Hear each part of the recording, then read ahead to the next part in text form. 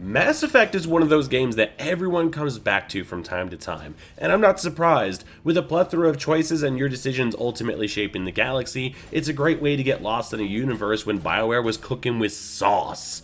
But like all decisions, some are good, and some are masochistic. For example, as you level in Mass Effect, you're able to build your character to match your preferred playstyle. But there's nothing saying you have to actually use those skill points. Same with weapon upgrades or armor.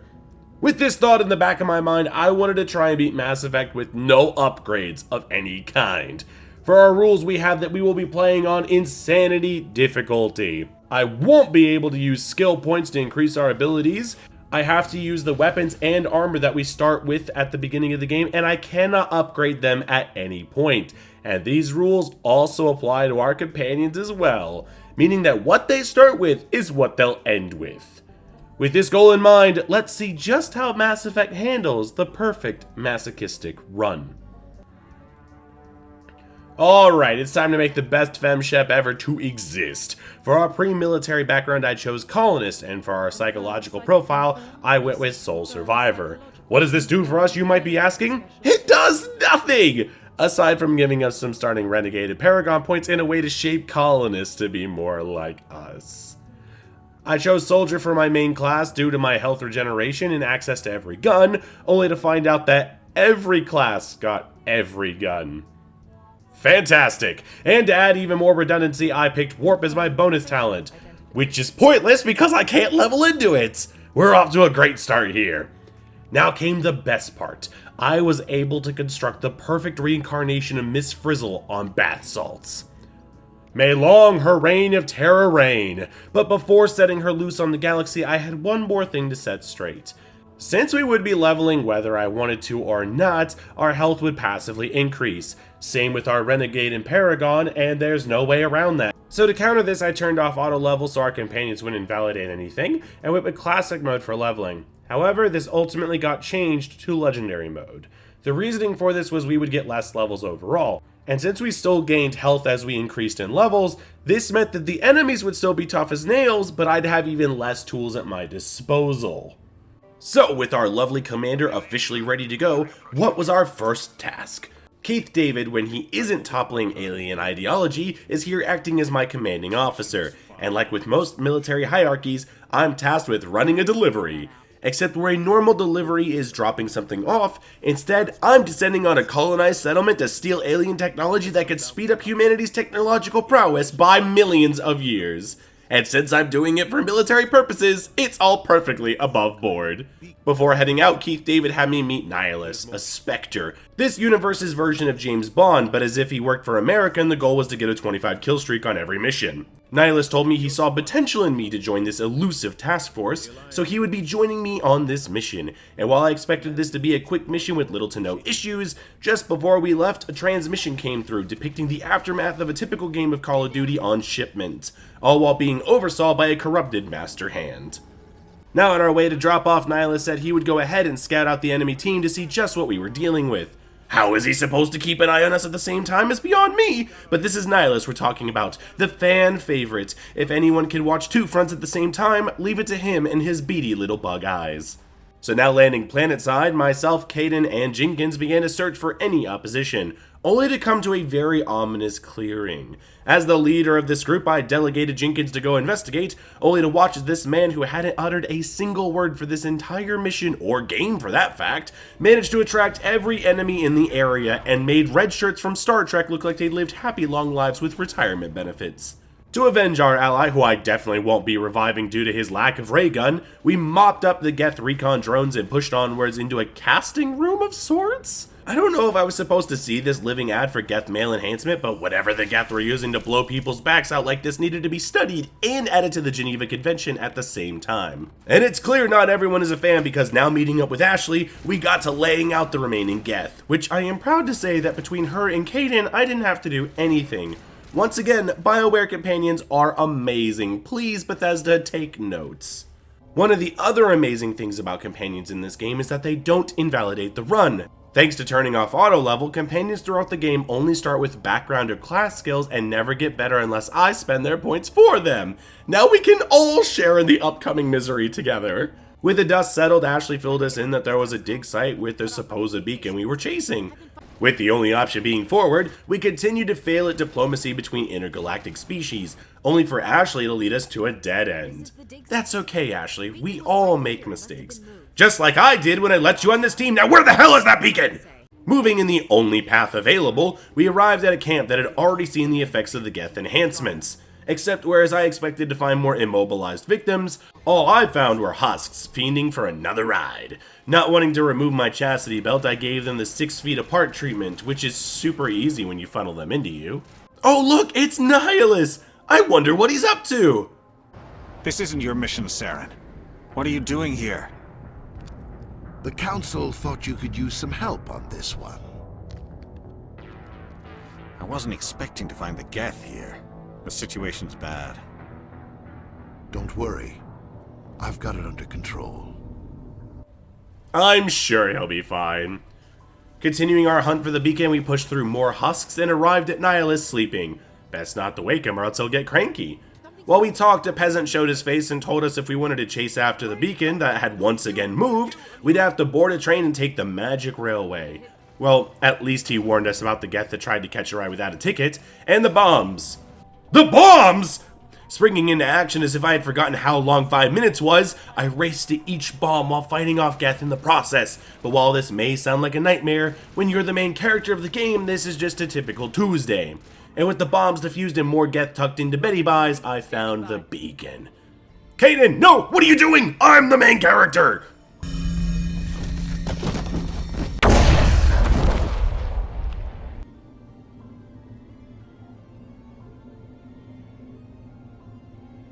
Nah, I'm just kidding. Now we cut to Saren throwing a tantrum because someone played with his toys, only to right after put a hit out on me. Trust me, buddy, you're gonna want to hop in line now because I'm about to piss off everybody this playthrough. Awaking to find out I was now being sued for breaking an alien artifact by the League of Karens, I got filled in that Saren was a Spectre gone rogue and for some reason the council thought their poster boy for war crimes couldn't do anything wrong. So I was to make my case against them at the Citadel. Oh shit, is that? Oh, wait a minute. It's not Nihilus who's in the other games. It's Garrus. My mistake. These bipedal birds all look the same. And these things, keepers they may be, but you're about to keep all my bullets in your face if you don't get to step and lickety-split with all those legs. What the hell even is this thing? Arriving at my court hearing for far more than just breaking that beacon now, the council told me that since I had no proof that Saren killed Nihilus, I would have to kick rocks or pull some proof out of thin air. The choice was mine. However, after the council was adjourned, I got filled in that Garrus may have had some intel that would incriminate Saren for other crimes. I could check out the local underground club where some high criminal activity took place and meet a contact named Harkin for his location. Just mind the assassins if you're heading into Mafia territory, as these guys do not mess around. Once you take out the bouncers, head inside to meet with best boy Rex arguing who is gonna get a fisting. But when he finds out it isn't him, he leaves. I met with Harkin soon after who gave me Garrus' deeds, and wouldn't you know it, I came to see my favorite avian and now I'm out here shooting up the place. Good thing they were just lowly thugs or this could have been a problem. With the shooting settled, I found out that the same fisting Rex was looking for wasn't an activity shared between two friends at a riverside picnic, but was actually a crime lord. He had tried to silence a Quarian who had intel on Saren's wrongdoings. If we wanted to prove the council wrong, she was our ticket. But first, we had to get to Fist and figure out where she was. Alright Garrus, tag along. You've earned that at least. Ah, I see. They were expecting us. No matter, this place needed a remodeling anyway. We fought our way to Fist and after being shot, homie spilled the beans. The Quarian in question was being taken to the market district where Saren's men were gonna jump her. I can't let that happen, but before I left, I had to finish some business. Now in a race against the clock, we fought our way out of the club and ran towards the market, only to see our Quarian prize fighting off her would-be captors, which, due to the AI being wonky, didn't take too long to dispatch. Tali here wanted to thank us for saving her, so she took us back to her place to let us listen to Saren's mixtape. He may not have had the best bars, but he did document his involvement with the attack on that human colony where the beacon was. Case closed. For a job well done, Tali, you can join the squad. While getting lost on my way to rub the evidence in the council's face, I bumped into Rex again. He was bummed that he didn't get to hang out with Fist, but liked my style for doing what I wanted. Welcome aboard, Rex. Tali, you've overstayed your welcome. And now came time to confront the council. When shown the evidence, they turned on Saren. So fast, in fact, it threw me for a loop. They just went from saying he could literally do no wrong and dismissing anything Shepard had to say about the matter, to bending the knee so quickly it would make an elderly person call life alerts. I mean, dude, we're in the future, and if these weird AI videos I keep seeing are anything to go by, how do you know I just didn't make up the evidence? This council needs to be fired! And to further my point, they immediately gave me the locations on his allies, his ops, where he was planning to go, and even something called the conduit. Saren made the biggest mistake of his career by letting these bozos know his plans. Now with Saren stripped of his Spectre title, a role opened up, and FemShep here was more than ready to get that hole filled. Now with a new fancy title that gave me almost nothing instead of my own ship, finally I didn't have to ask Anderson to stay out late on a Friday night. I could stay out late every night. Perfect for chasing down Saren. Our first order of business was chasing down a scientist named Liara, mainly because she was a companion with biotic abilities and I was going to need all the help I could get, but also because she had relatives helping out Saren, which was a big no-no. But I got lost somewhere along the way and instead got eaten by a thresher maw. Damn distress signals! After arriving at the right planet, I took a scenic route around some lava, managed to flip the Mako, and then wanted to get closer to nature by swimming in said lava. Eventually we got out on foot and had to hike to Liara's last known whereabouts, and between sniping aliens dumb enough to pop their heads out, I ran into a new type of enemy, the Stalker.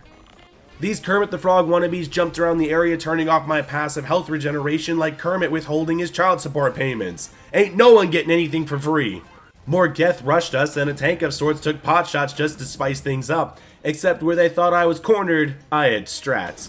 And by strats, I mean shoot the troopers, wait for the stalkers to return home after sniffing the very air you inhabit, and then shooting the aperture because it wasn't programmed to turn its head. Trust me, we're gonna see a lot of this. Heading into the dig site now that the coast was clear, more Geth tried to stop me, except by now, I had learned that sniping was OP, so as long as I kept my distance, these goofy AI couldn't hit me even if they tried, and if they did, they'd do so little damage that my shield bar would bounce back in time for a second helping. So far, this run is pretty easy. Further up ahead, I ran into Liara. She had been fondling ancient technology and gotten herself stuck in its bedroom mode, so to free her, I had to fight through more Geth, reset the device, and then deal with a Krogan Battlemaster that had also come to get Liara. Except this Krogan was nothing like I had faced before. This fight began with everyone at a distance and taking care of the Geth that accompanied the Battlemaster was easy. Except, once the Krogan had no help to rely on, it would begin walking towards me, and panic would ensue. He had tons of health, did tons of damage, and the worst of all, had a one-hit kill melee move that he loved to throw out. And to make matters worse, when I did finally kill him, homie pulled a, "Nah, I'm just playing," and got right back up to see if I could do the same. Now look, I love Krogan, these Battletoads are my favorite Mass Effect race, but holy shit dude, cut me some slack! The only way I ended up beating this was by melting him as fast as I could and then spamming grenades while he tried to get up, which didn't always work, but when it did, I was able to free Liara and run off into the sunset. After chatting with Liara about not touching anything she didn't understand, we ventured out for her to have a family reunion with matriarch Benezia. It was time to visit Noveria. Bringing Garrus and Liara along to visit planetside, I got stopped by guards, which makes sense as the Normandy wasn't scheduled to touch down, but what the guards didn't anticipate was running into the coldest femshep to ever exist. I will pull a gun on anyone in this game, don't even try me! Matsuo, stand down!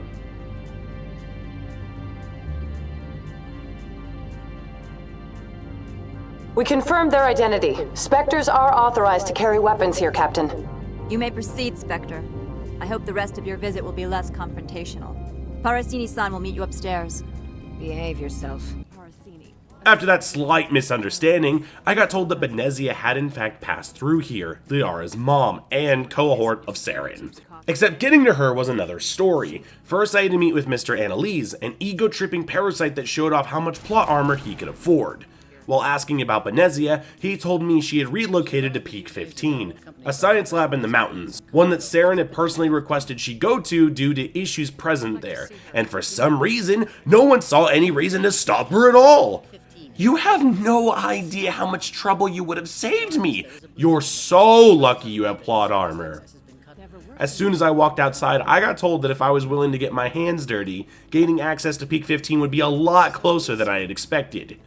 I just had to go chat up a definitely not corrupt businessman hiding company secrets in the middle of a raid who required me to head into his office and retrieve those documents.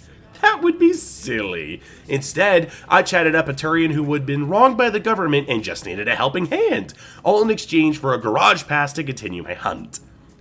So I'm headed in, but something didn't sit right with me, because I was wondering what he actually meant by telling me I could use lethal force to sort out my problems.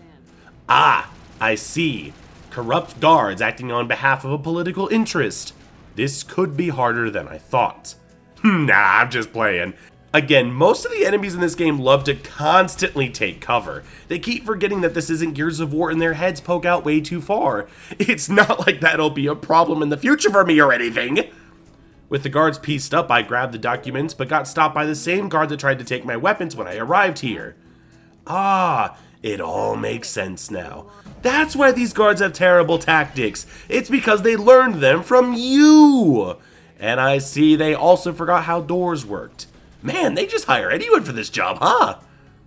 Returning to the role model businessman capable of no wrongdoings, I got my garage pass and could drive the Mako out to Peak 15. Or I would've if a Geth welcoming party didn't stop me. Snipers for the win. I'm telling you, this solves all problems. At least sometimes, but you'll see what I mean soon enough. With the garage freed of stalkers, I hit the snow, which was a pretty decent drive all things considered. But this was all in an effort to build up a false sense of security, because the welcoming party at Peak 15 were about to shatter all hope of this being an easy planet. This garage opened up with Geth of all varieties, and 2 Krogan. While this looks like a pretty one-sided fight, due to the enemies standing still and awaiting their inevitable sniper headshots, that feeling would dissipate faster than the Krogan's race after the genophage was introduced. Because while I could take out the Geth pretty consistently, the Battletoads required their own strategy to handle. As long as I didn't reduce them down to half health, they would sit at the back of the room and wait. But the moment they got to half health, they would rush me like some kind of amphibian metalhead because you can't shoot at them if your skull is caved in. This may not seem like that big of a hurdle to you Mass Effect veterans out there, but I'm telling you, when a Battletoad starts running, my brain kicked into flight or flight mode, and no, that wasn't a typo. After 30 minutes of getting stomped out by the meatiest frog legs you'd ever seen, I decided to use my Florida heritage and show the remaining Krogan how the Daytona 500 looks in reverse. By constantly putting space between us, I could fight the health regeneration and hopefully do enough to whittle it down over time, especially since up close, I didn't stand a chance. But as every Dark Souls player starts muttering to themselves as they finally get the boss's movements down, take your time, breathe, don't get greedy, and never level dex. With a couple laps around the room, the Krogan was finally taken out and I could finally progress. And what was my reward for beating the garage full of goons? More Geth! Ha! That's only half of it! A new challenger approaches, the Rachni. These Australian-sized spider whippy boys came equipped with the toxicity that comes from a group able to say the C word. But since living here, I have learned how to deal with big-ass spiders and just shoot them dead and leave the body out to show their friend Steve Irwin still got shooters out here. Now officially in Peak 15, it seemed like parts of the facility had been sabotaged, and in typical BioWare fashion, I needed to solve a puzzle. Which I did fairly well if I do say so myself, and venture into the other parts of the facility to get everything back up and running. First, I kicked in the door to the roof and got to exterminating the local wildlife. With the landlines fixed allowing us to get our home phone and internet set back up, I then headed down towards the mainframe only to meet up with more Geth in a tight hallway. The Geth must have been hanging around Krogans for too long because they learned the art of the bum rush, and now I'm out here stressing when anything even remotely moves in my area. This combined with the fact that the Geth can shoot through fucking walls had me stuck in this room for far longer than I would have liked. But this is nothing, and I mean nothing in comparison to what comes next. We continued through Peak 15 and showed more Arachni the cuddly bits of our guns. This allowed us to take another tram ride and meet with a group of humans trying to acclimate to the Australian lifestyle. You guys will be just fine. Oh, look what I found! Cortana from Team U here told me I could activate some kind of neutron purge. This would wipe out all the Arachni in the area. Only problem is, I needed an executive password to actually set it in motion. Luckily, an executive was right in the next room and was more than happy to tell me about how his company tried to relive the events of Alien. They found an Arachni egg and brought it back here for testing. Except the egg was that of a queen, and now all the random overgrown huntsman spiders I had been putting down out here were seeking her out. Homie here tried to say that the Arachni weren't actually that bad and they were an intelligent species that deserved a second chance at life. But then all that was thrown out the window as he turned into a conscientious objector shish kebab. Got it. Time to blow this station. No, not with me in it. Not wanting to have another face-to-face with the tiny atom boys, I was out here breaking ankles and crossing every Arachni in the room.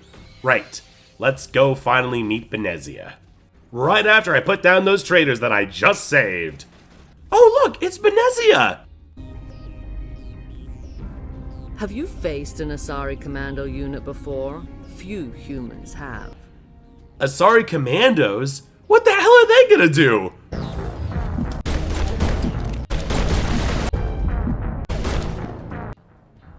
Oh my god.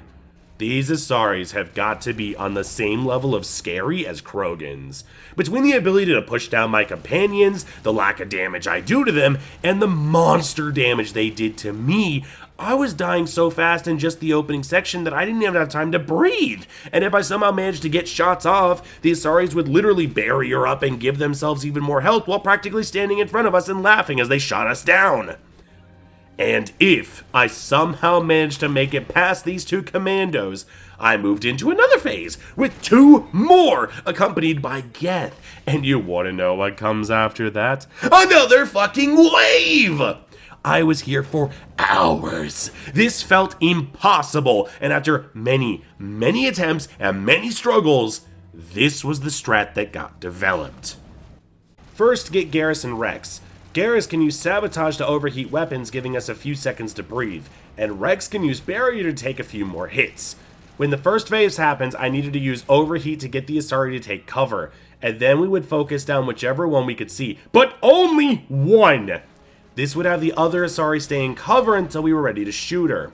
When the second phase rolled around, I would need to move out just enough to draw the attention of the two new commandos and drag them towards us. This would allow us to more or less repeat phase 1, in a perfect world that is. For the rest of phase 2, I would need to snipe out the 4 remaining Geth troopers. Nothing too scary, but the end of this phase was the most important, because of where the next wave of Geth spawn. I would need to get Garrison Rex to head towards the top right of the room at the same time as the last Geth died.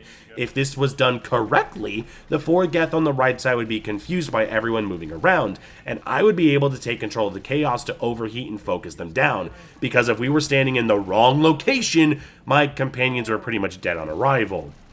During this attempt, I nearly bit the dust, and Garrus decided he had had enough. But with one side of the room done, the only real remaining threat at this point was the Geth destroyer that shot rockets at us. Thankfully, Rex here could draw aggro to let me take it out. The rest of the room had 3 more Geth. While in theory they were nothing special, they were the most terrifying because this was the farthest I had ever gotten during this fight. I was out here stressing, straight sweating bullets. Somehow keeping my composure, I managed to take down the remaining Geth and the next cutscene played. I had done it! Benezia tried to scold us and say that Saren was unstoppable, but at the same time broke free of his mind control and told us that his ship, the Sovereign, has a powerful Mass Effect drive that allows him to sway anyone to do his bidding, and now he sought out something called the Mu Relay. Benezia had sent him the coordinates, but the time on her redemption arc had run out, and now came the easiest boss fight of the game. I said the easiest boss fight of the game! That's better. With Benezia's reign of non-existent terror except to my sanity sorted, now I had to sort out the Arachni Queen in the room, and honestly, there's only one real way this can end. The only good bug is a dead bug. I mean, look at this face! FemShep enjoyed every second of it! This hoe is a straight menace to space society! Back aboard the Normandy, a call came through from the League of Karens, but FemShep ain't got no time for that. Whoops. And we're out. Well, if it's a forced interaction, I guess I kinda have to. They spoke about how a recon team got a lead on Saren and that I needed to head to a place called Virmire. Except, that's not really my problem. I still have the planet of Feros to visit, so that recon team can hold out for a little while longer. Feros had us granted by David, who warned me about the imminent Geth attack. Except I didn't realize he meant actual imminent attack! So here we go carving up Geth again. But they were noticeably tougher now. Regardless if I wanted to or not, I was leveling up, which made everyone level with me, meaning the further we got into this, the same tactic wasn't going to work twice. Nothing like having to hit the drawing board every time I got into an encounter. With Geth being sent to the magic space dust in the sky, I met with the denizens at Zoo's Hope, a colony of humans teeming with life and unknown possibilities to affect the future as we know it. Phi Dan here tried to talk to me, but I don't need any exposition. I'm out here putting the American government in debt with the amount of ammo I'm using. Oh, wait, it's unlimited ammo? It doesn't even use heat cores! Then where the hell is all my money gone? I regret nothing. With the onslaught of Geth dispatched, one of their deployment ships flew off to another drop zone. But don't worry, they left more stalkers to frazzle my brain as my controller failed to keep up. Speaking of mind-boggling, check this out! A new enemy type with a melee attack that goes through shields. How lovely! But did you know that this door is a cutoff zone, meaning you can get things like this? What the hell? What? The puppies keep disappearing. What is this bullshit? I'm terrified now. What? Bro, what the hell is going on? What is this? What is this? Game's busted as hell, man. What is happening? What the fuck is going on? It just let me dump a whole round of ammo into it. It does not give two shits about it. This isn't the only time this is going to happen on this planet. See these Krogans? You know, the ones that are capable of one-hit melee kills? Well, these silly overgrown bullfrogs can't walk too far away from home without getting lost. So since my tactic normally is to run away to gain distance, these Krogans happily danced for me as I took their lives.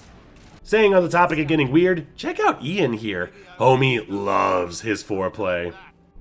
Well, don't stay too long, or time will be all you have. I returned back to Phi Dan to let him know I had removed his immediate Geth problem, but that didn't put him at ease, and said if I really wanted to help out the colonists here, I would need to head towards ExoGeni HQ where the Geth had set up shop. And without missing a beat, he even said that if I continued to help them, they could help me with whatever I needed in return. See, this colony really is trying to make an impact. I wonder how this will affect the other games later on. Hopping in the whip, we rolled over to Nerd HQ, and it seems I showed up in the middle of the scientists turning on each other. A man named Ethan had been telling everyone that the citizens of Zoo's Hope were all dead, and Juliana here was trying to find her missing daughter. Ethan here seemed hella sus as he told me that heading to headquarters was top secret, and I just needed to clear out the Geth. What you hiding, boy?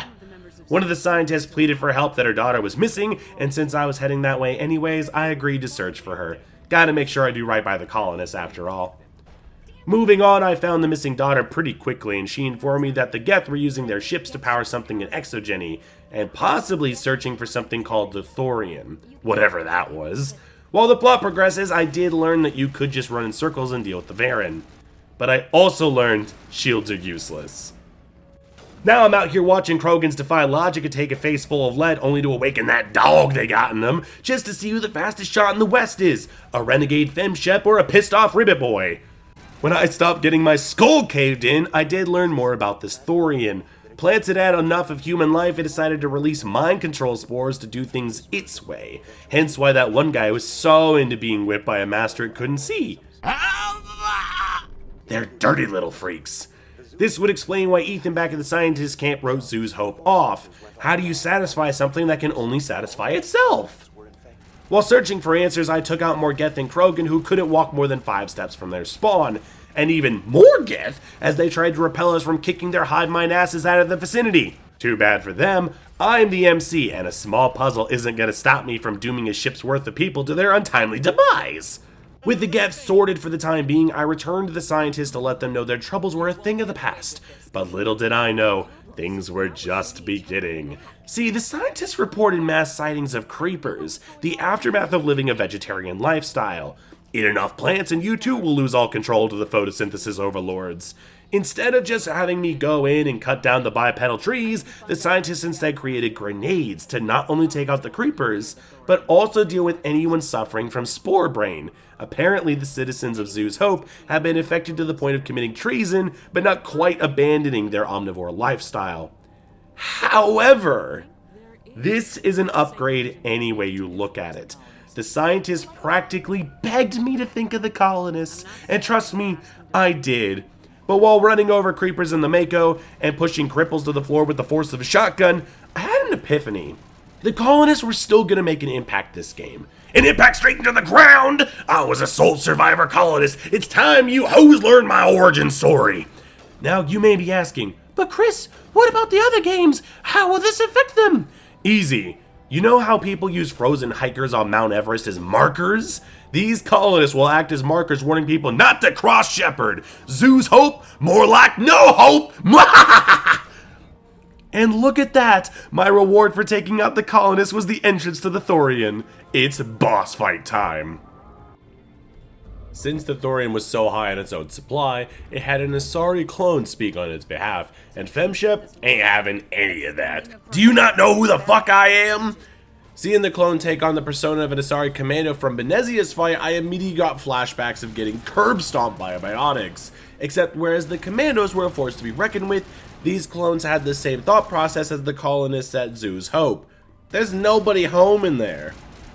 But since the Asari struggled with the most basic of mental gymnastics, she was accompanied by a swarm of escaped elderly vegetarians as well. Too bad the Thorian and I couldn't see stock to stock, because now I'm out here using that medical license I earned in Tijuana and giving out heart bypasses like candy as I climb the ruins. With the first wave of the vegetable mafia dealt with, I didn't see this fight being any more than a routine diplomacy by execution. But just as I finished that thought, the Asari commando reared its ugly head and got to showing me that Benezia still had shooters out here. Since a fresh set of enemies dropped in with every node's demise, Garrison Rex found out in typical Whiplash fashion that they had been promoted to field bait, especially since the Asari needed to be taken down with prejudice or else I'd catch her round to the forehead. This was made all the more difficult when creepers would join her assault. On one hand, I had a ranged assassin using FMJ and sleight of hand, and on the other hand, I had cripples with Commando Pro. I couldn't focus down the creepers for fear of being taken out by the Asari, but at the same time, I couldn't take out the Asari due to the fact that she could move at a normal pace and use her creepers as shields. So naturally, Chad had some ideas on how to make this encounter manageable. What about just smack her with melee? I'll give it a shot. I don't think that did anything at all. Did that break her AI?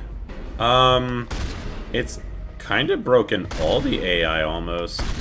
I don't know how you did it.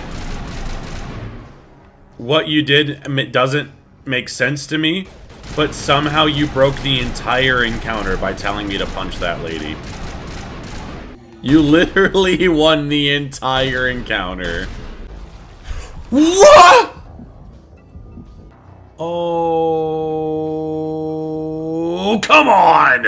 Leave it to the streamer man to fuck up the most basic of plans, am I right? How do I keep doing this? I was here for about an hour and a half, and much like the definition of insanity, I was just bashing my head against the Asari's gun, hoping something would change. However, a discovery was made. Using the tried and true tactic of running away and shooting while you have some distance, I discovered that the enemies here couldn't walk into this particular node room. Why? I have no idea, but it's more than likely due to the fact that these games never expected the main character to run away from any fight. For once, cowardice triumphs. Let's be honest though, if the Asaris weren't here, this fight would have been over ages ago. Thorian creepers don't pose much of a threat, but they are good for one thing. Whereas some people use slime to relax at the sounds that it makes, I prefer ragdoll physics from an enemy that should have been able to one-shot me. With the last node destroyed, the Thorian tried to reason with me, which seems to be a common theme in Mass Effect. Hey, I know I just tried to kill you and all, but, you know, oopsies. So we can be friends now, right? Well, to match the energy with reoccurring themes, here's your free sample of freedom.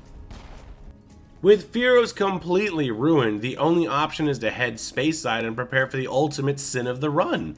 Remember that recon team that was chasing Saren on Virmire? It turns out they had found a facility of some kind but needed reinforcements due to a massive influx of Geth on the planet, and seeing how Virmire is by far the best planet to spend time on, I'm not surprised they would have set up shop here. Hell, that facility Saren is using is probably just trying to figure out what the best cocktail combination is. Taking Garrison Rex planet side for their weekend retreat, our trip was cut short as Geth tried to reach the next stage in evolution by turning into speed bumps. Now I was heading to the toll gates with every intention to pay, but when I caught a plasma ball to the back of the head, all bets were off and now I had these simple blockades looking more like Zoo's Hope than a simple checkpoint. Continuing on, we arrived at the recon team. Not only was Big Daddy Saren in town, he was making babies. Krogan babies. See, this may not sound like that big a deal, but I'm not the only one scared of Krogans. Every sentient creature in space existence feared them. Hell, even Krogans feared Krogans.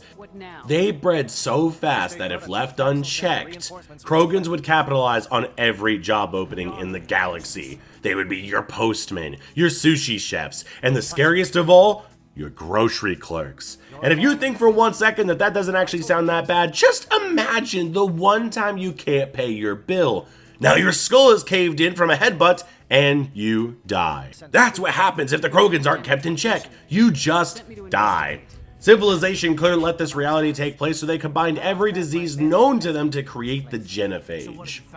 This one disease had the power to reduce the population so much, Krogans went from thriving to begging on the street corner for some spare genes. So you can imagine the fear that all of us shared when we found out that Saren was trying to cure the genophage in order to mass breed these ribbit boys for an unstoppable army.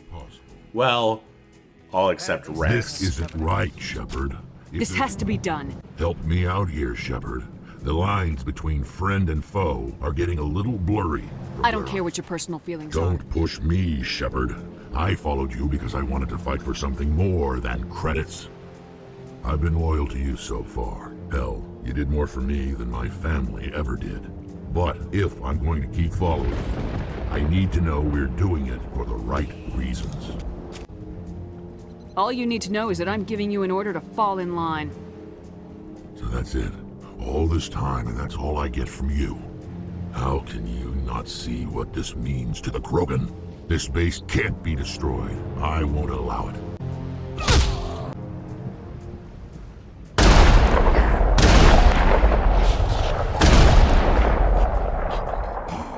Ah! Oh, thank God, it was just a dream. Sure, glad I went to that unkillable pirate den and raced past everyone to grab his family armor, an armor set that he doesn't wear and is probably just a plot device made to make sure that that frog gets one more hop. Because, wow, I can't imagine someone being so heartless as to let Rex die on Virmire. That would be terrible. Now with Rex saved, we could plan the assault on the facility. Kirrahe needed Alliance members with know-how. One would be sent to arm a bomb that would take the facility offline, and the other would get sent to the trenches to buy time. I assigned Caden to be part of the bomb squad and sent Ashley to the front lines. With any hope, the Geth would do me a solid and take her out. With the roles picked, Kirrahe revealed he had been watching too many Mel Gibson movies and started to channel his inner Braveheart. I can see this working out well for us, especially if I take this hold the line message seriously. Because there is no such thing as a quick victory on Virmire. And I wish I was kidding. By this point, my damage had hit rock bottom. I mean, hell, if my guns did any less damage, the only way I could kill the Geth would be through boredom. After clearing the countryside of anything bipedal with a gun, we made it to the breeding facility and immediately were faced with a dilemma. Inside would be Krogan bodyguards, and either I could deal with them myself or set off the alarms in the base so the recon team would run into them. Yeah, no, there's really only one option here. The recon team can have them. What makes you think someone who can't fight one battle tone alone could take on multiple at the same time? This meant I got to deal with the Indoctrin staff instead. Finally! Enemies I can handle with some sense of urgency! And look, even the other enemies here just take pity on me as well. Well, except for the scientists in charge of the breeding operation. But hey, before we get to that, quick question. What's the name of the leading scientist in this room? Did you know he had a name? Would you have ever guessed that this room alone would solidify this scientist forevermore in my brain? Welcoming to the stage, Dr. Droyus.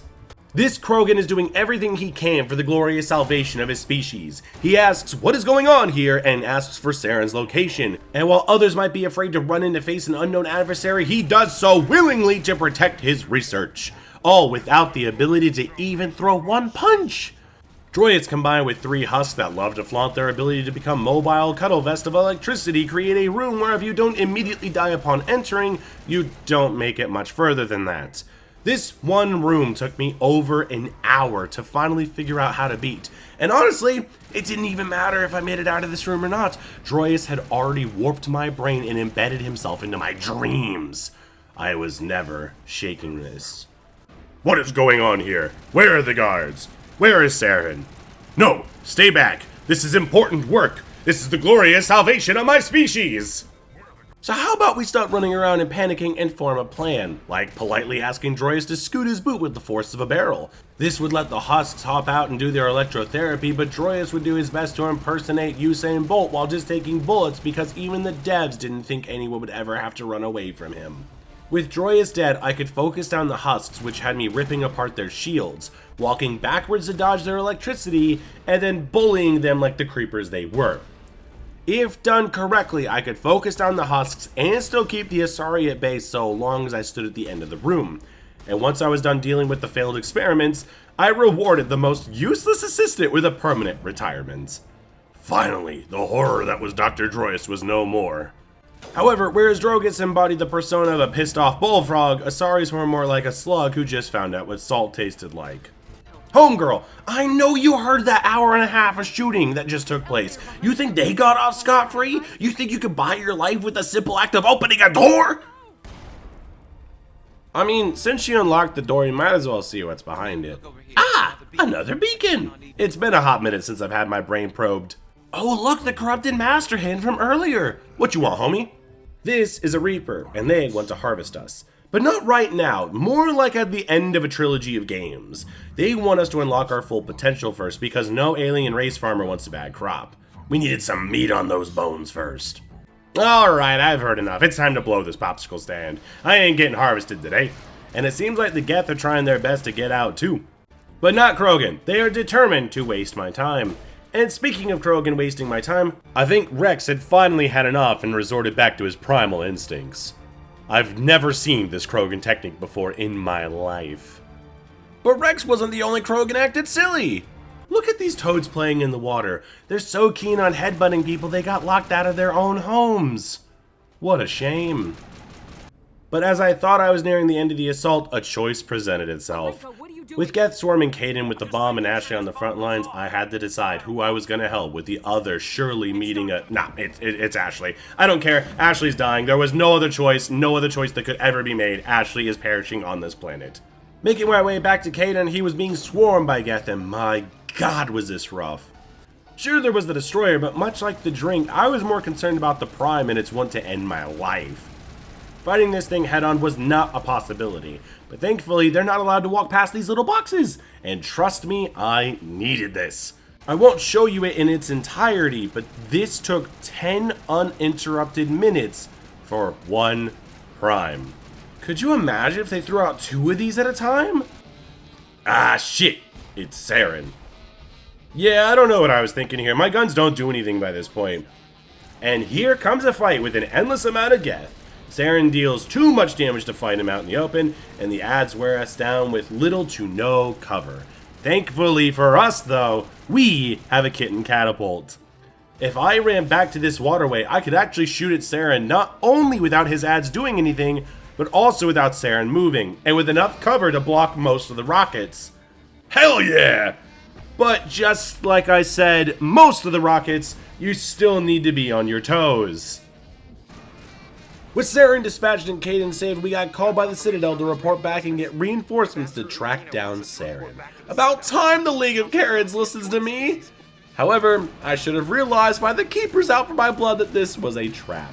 The League of Karens had actually called me back because apparently all of the civilian casualties that followed my journey had alerted the United Space Committee, and now I was grounded. No ship until I say I'm sorry, and we both know that isn't gonna happen. So to blow off some steam, I shot at even more keepers and then went to the bar. And who else was there but Keith David himself? Homie had always had my back, and since the council thought he would try to end my groundage early, they grounded him too. How humiliating.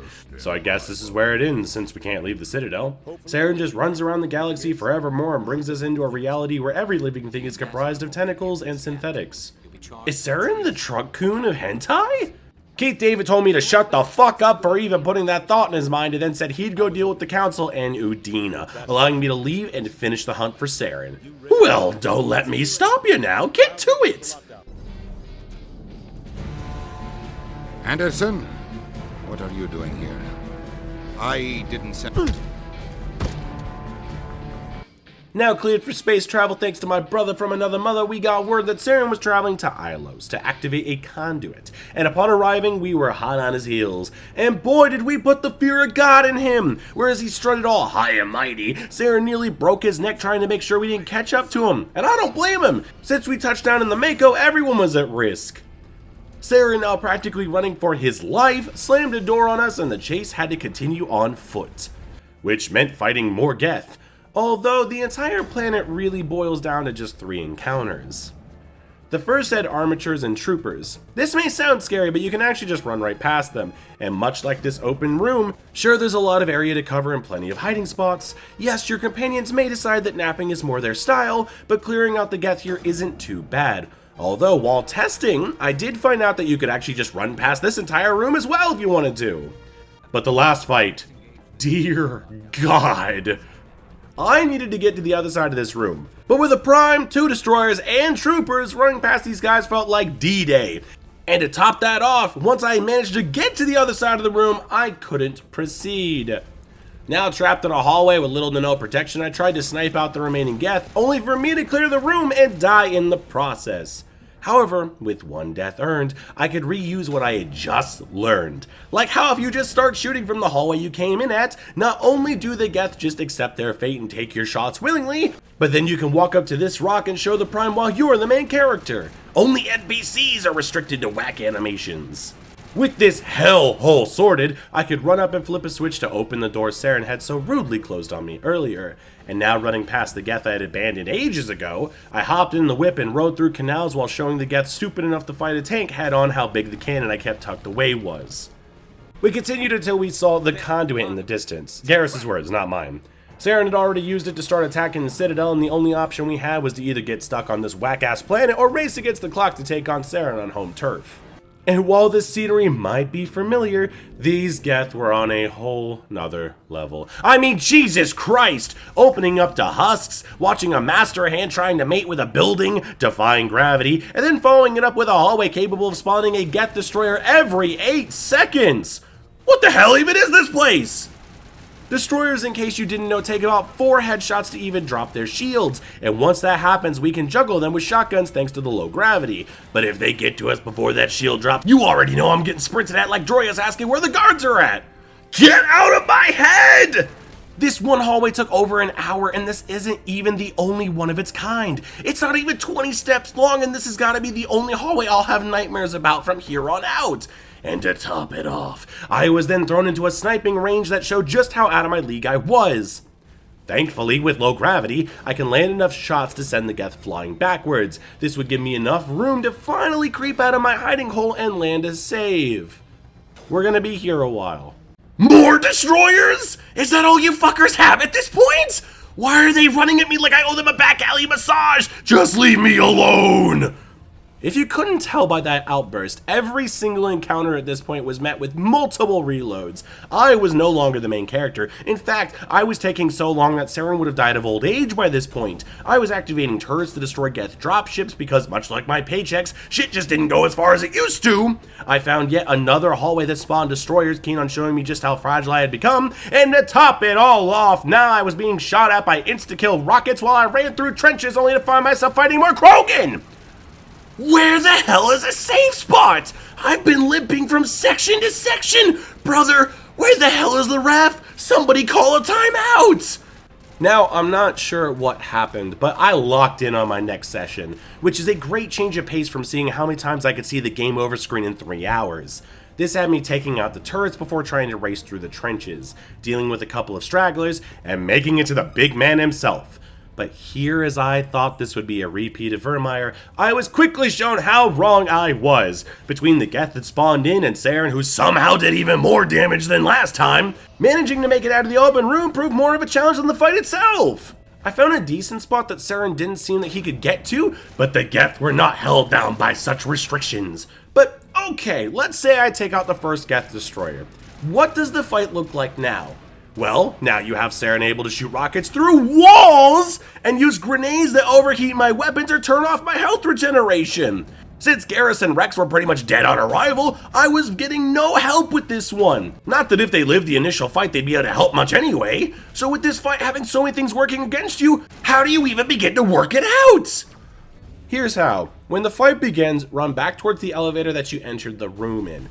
Not only will this keep Saren at bay, but this will also cause the first destroyer to just give up once it makes it down the first set of the stairs. At least most of the time. With the destroyer dealt with, now you can move to your new home. Saren has not only a massive shield, but also has a biotic ability to gain his shield back almost immediately. So use your pistol for his shield, and only when it drops entirely or gets low, switch to your assault rifle and use overkill. This is by far the most reliable way to do damage, but again, keep an eye out for rockets and grenades as this is going to be a long fight. This failed attempt was 20 minutes in and he didn't even get to half health. But let's say you get through this fight, as it's completely doable so much as you perfect the entire thing. Can you make it through the next phase? Because of course, after this cutscene and another shot to the face, of course there's a second phase! Now, where your companions will die almost immediately, you can sit behind this pillar and whittle away at Saren's health with almost no issues, unless you stand in a funny place and get tapped by his meteors. However, while this fight may seem like a pretty easy victory, once you get Saren's shield gone, which takes forever, mind you, he calls in some backup just right when you start doing damage. So now you have Saren shooting your insta-kill meteors, multiple one-shot snipers, and shock troopers that move towards your position to move you out from behind that pillar, and this is where the run dies. As much as I hate to say it, this fight under these rules does not seem manageable. Mainly due to the fact that there are so many one-shot potentials and the fact that these additional enemies are only wave 1 of 4. If you can manage to take down the ads and somehow survive, you'd be more or less repeating phase 1. But I never managed to make it past that first wave of enemies. And sometimes I didn't even get that far. Meaning that for as far as we got, this is where we finally cannot proceed. While it does suck to get so far and come up short, the fact that we got this far at all is pretty awesome. This is why Shepard gets a trilogy and Saren gets reduced to a pissed off long-legged spider boy. But, as the homies say, it is what it is. Before we go today, I want to give a massive shout out to the homies over on Patreon, the channel members, and everyone who attended the live streams. You continue to fuel these crazy kinds of adventures, and I cannot thank you enough. Thank you, the viewer, for watching this, and I hope you have an amazing day. I've been Chris from Krisis Gaming, and I'll see you on the next one.